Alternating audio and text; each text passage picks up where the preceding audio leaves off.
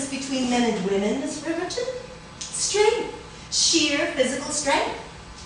Did you know that there are some male fish that actually change sex when a bigger fish comes along because only the biggest fish can be male?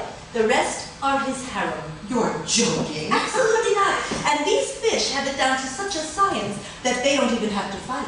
They just measure. The one that looks likely to inflict the most injury wins. Well, it's certainly a man's world if you're a fish, isn't it? That is not my point, Miss Riverton. My point is that it is not whether you are a man or a woman that determines whose world it is. It is how strong you are that determines whether you are a man or a woman. Metaphorically, of course. Of course. I see. Well, I'm very strong. Well, I've seen you carry those file boxes.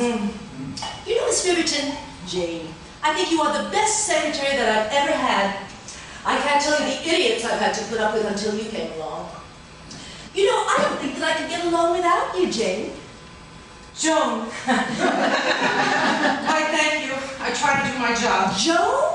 Oh, what a fool I am. No. Well, this is so embarrassing. No, not at all. But you've had you as a secretary all this time and not know your first name. Well, yes, but you don't call me by my first name. And you were very close, Jane, Joan. Well, I bet you know my first name. Yes. Well, I make out all your checks and handle your mail. Yes, there's that.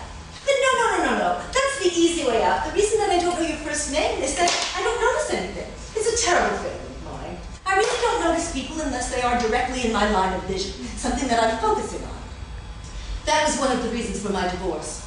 One day I handed my husband an envelope and I said, here, mail this for me. And he said, can't your secretary mail it? And I said, oh, excuse me, darling. I didn't realize I was talking to you. It wasn't just that discussion.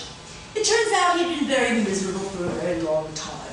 But of course I didn't notice. I really am very insensitive. And everyone just has to forgive me. Until they don't. I think you're wonderful.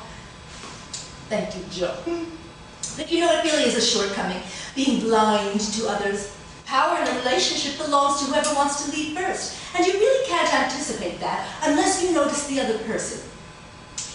And the ironic thing is that for many years, I wondered if I hadn't made a mistake marrying him. If I couldn't have done better. If it hadn't been just a waste of my time. All of those vacations and preludes to sex. And